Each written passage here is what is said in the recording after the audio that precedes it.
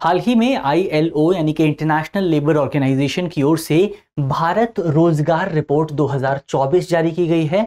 जो रिपोर्ट भारत में बेरोजगारी की स्थिति, भारत में युवाओं के बीच में रोजगार की स्थिति क्या है, इस तमाम मसलों पर बात करती है। तो आज इस वीडियो में हम इसी रिपोर्ट पर बात करेंगे और रिपोर्ट में क्या इंपॉर्टेंट निष्कर्ष निकल करके आए हैं, उन्हीं निष्कर्षों को समझने की कोशिश करने वाले हैं। मेरा नाम है अक्षय और आपका स्वागत है दृष्टि IAS चैनल की इस नई वीडियो में। चलिए वीडियो की शुरुआत करते हैं और सबसे पहले वीडियो की रूपरेखा को एक बार समझ लेते हैं।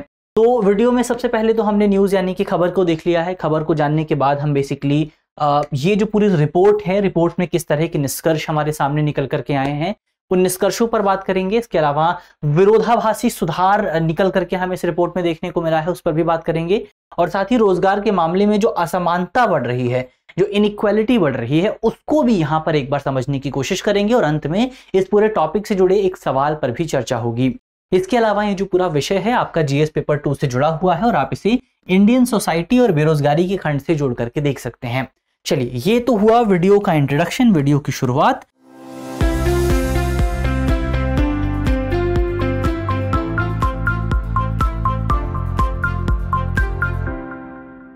अब हम बात करते हैं सबसे पहले कि ये जो पूरी रिपोर्ट है, इस रिपोर्ट के क्या निष्कर्ष हमारे सामने निकल करके आते हैं।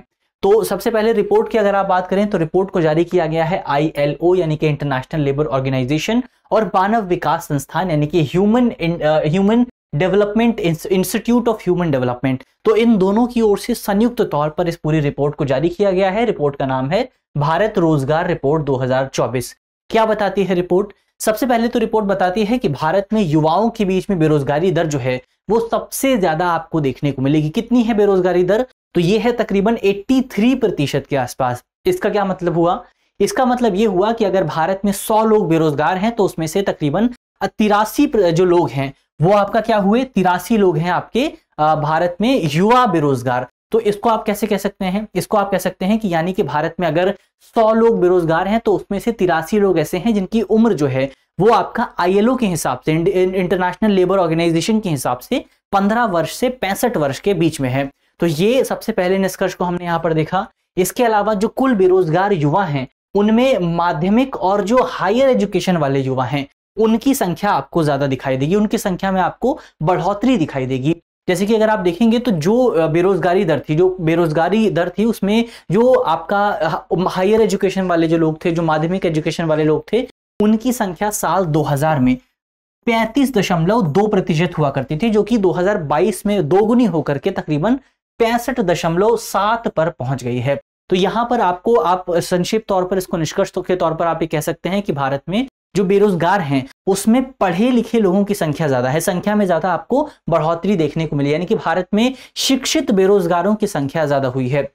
इसके अलावा रिपोर्ट बताती है कि साल 2000 से साल 2019 के बीच में युवा रोजगार और अल्प रोजगार में आपको वृद्धि देखने को मिली, लेकिन महामारी के वर्षों के दौरान आपको इसमें गिरावट देखने को मिली। अब गिरावट हुई क्यों, उसके भी कुछ कारण हैं। जैसे उसका एक कारण ये हो सकता है कि महामारी के दौरान आपने देखा होगा कि जो गिग इकोनॉमी है या फिर आप कहें जो कॉन्ट्रैक्ट बेस्ड रोजगार जो होता है, एम्प्लॉयमेंट जो होता है, उसमें आपको बहुत ज्यादा बढ़ोतरी देखने को मिली थी। वर्क फ्रॉम होम में फ्रीलांस बेस पे जो काम था उसमें बहुत ज्यादा बढ़ोतरी देखने को मिली थी। तो इसी वजह से जो हमारा कार्यबल है उसमें आपको 2019 के बाद कमी देखने को मिली है। और इस अवधि के दौरान जो है शिक्षित युवाओं ने देश में बहुत ज्यादा बेरोजगारी का अनुभव किया था, यानी कि 2019 के बाद से जो हमारे शिक्षित युवा थे उन्होंने बहुत ज्यादा अनएम्प्लॉयमेंट देखा। और इसकी यही वजह थी कि वहां पर आपका जो है बेसिकली जो आपका कोविड-19 महामारी जब आई तो इकोनॉमी में रिसेशन देखने को मिला। कई कंपनियों ने अपने कर्मचारियों की छटनी कर दी, जिसकी वजह से जो हमारे युवा थे उनका जो रोजगार था वो चला गया।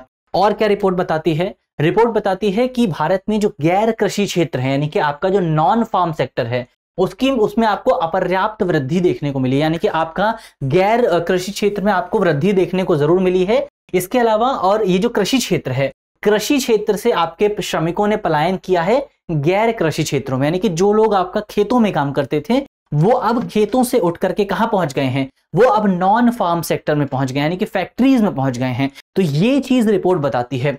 तो अगर आप देखेंगे तो 2018 से पहले की विभिन्न अवधियों में गैर कृषि रोजगार कृषि रोजगार की तुलना में अधिक तेजी से बढ़ा, यानी कि 2018 से पहले हमें नॉन फार्म सेक्टर में ज्यादा बढ़ोतरी देखने को मिली थी। हालांकि 2019 के बाद 20 के बाद आप देखेंगे तो कृषि क्षेत्र में ज्यादा बढ़ोतरी हुई है, क्योंकि महामारी के दौरान आपका कई लोग शहरों से निकल करके वापस अपने गांव गए थे और गांव में उन्होंने वापस कृषि क्षेत्र में काम करना शुरू कर दिया था। अब ये जो 2018 से पहले हम बात कर रहे हैं, एक लंबी अवधि है 2000 से लेकर के 2018 के बीच में। तो इस पूरी अवधि में जो लोग कृषि क्षेत्र से निकले थे वो कहां गए निकल करके? वो निकल करके गए आपका निर्माण क्षेत्र में, यानी कि कंस्ट्रक्शन सेक्टर में, और इसके साथ साथ सर्विस सेक्टर में। तो दो आपके ऐसे सेक्टर रहे जहां पर सबसे ज्यादा हमें माइग्रेशन देखने को मिला फार्म सेक्टर से। तो जो लोग पहले खेतों में काम कर रहे थे वो कहां पर गए? अब वो गए अब आपका कंस्ट्रक्शन सेक्टर में काम करने, वो गए अब आपका सर्विस सेक्टर में काम करने। लेकिन 2019 के बाद जब आपको महामारी देखने को मिली, तो इस महामारी के दौरान जो लॉकडाउन लगा उसकी वजह से कई लोग अपना ये जो कंस्ट्रक्शन सेक्टर का काम था या फिर आपका जो शहरों का काम था उस काम को छोड़ करके वापस अपने गांव में गए, जिसकी वजह से आपको कृषि क्षेत्र में बढ़ोतरी देखने को मिली और जो आपका नॉन फार्म सेक्टर था उसमें थोड़ी सी कमी आई 2018 के बाद। लेकिन इसके बावजूद भी भारत में रिपोर्ट ये बताती है कि तकरीबन 90% श्रमिक ऐसे हैं जो कि अनौपचारिक क्षेत्र में, इनफॉर्मल सेक्टर में काम करते हैं। अब इनफॉर्मल सेक्टर में आप जानते हैं कि यहां पर आजीविका की बहुत ज्यादा इनसिक्योरिटी रहती है कि आपको आज काम मिलेगा, हो सकता है कल काम ना मिले। इसके अलावा वर्कफोर्स सेफ्टी आपको यहां पर देखने को नहीं मिलती है, वर्क प्लेस सेफ्टी आपको देखने को नहीं मिलती है। यहां पर ठेकेदारी में कॉन्ट्रैक्ट बेस में आपको बहुत ज्यादा वृद्धि देखने को मिलती है। तो अगर आप बात करें बेसिकली, तो इसके अलावा रिपोर्टें बताती है कि भारत का जो युवा कार्यबल है उसमें कौशल में भी, उसके स्किल में भी आपको बहुत ज्यादा कमी देखने को मिलेगी। जैसे कि एक इंपॉर्टेंट फैक्ट जो ये रिपोर्ट बताती है, एक चौंकाने वाला फैक्ट जो रिपोर्ट बताती है वो ये है कि भारत के तकरीबन 75% युवा ऐसे हैं जिन्हें ईमेल भेजना भी नहीं आता है। तो ये भारत के युवाओं की सबसे बड़ी समस्या है कि तकनीक को लेकर के वो इतने ज्यादा जागरूक, इतने ज्यादा साक्षर नहीं बन पाए हैं अभी तक। तो ये हमने रिपोर्ट के बारे में बात की। अब जो रिपोर्ट है ये बेसिकली आपका रोजगार के मामले में असमानता को भी दर्शाती है।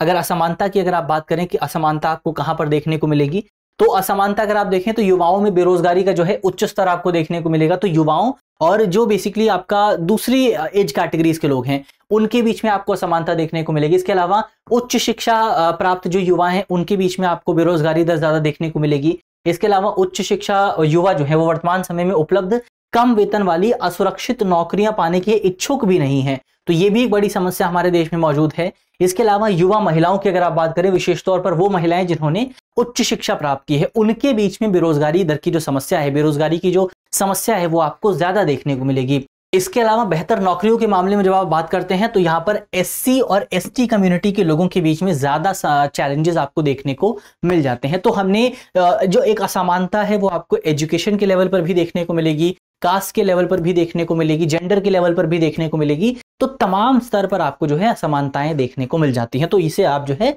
सामाजिक असमानता के तौर पर देख सकते हैं। तो ये हमने असमानता के मुद्दे पर बात की। तो इस रिपोर्ट से जुड़े जो भी इंपॉर्टेंट पॉइंट्स थे उन पॉइंट्स पर यहाँ पर हमने चर्चा कर ली है। अब एक बार हम रिपोर्ट के से जुड़े जो सवाल बन सकता है, जो प्रीलिम्स का सवाल है, उस पर एक बार चर्चा कर लेते हैं। तो आज का हमारा सवाल है, आपसे पूछा गया है कि भारत रोजगार रिपोर्ट 2024 किसके द्वारा जारी की गई है?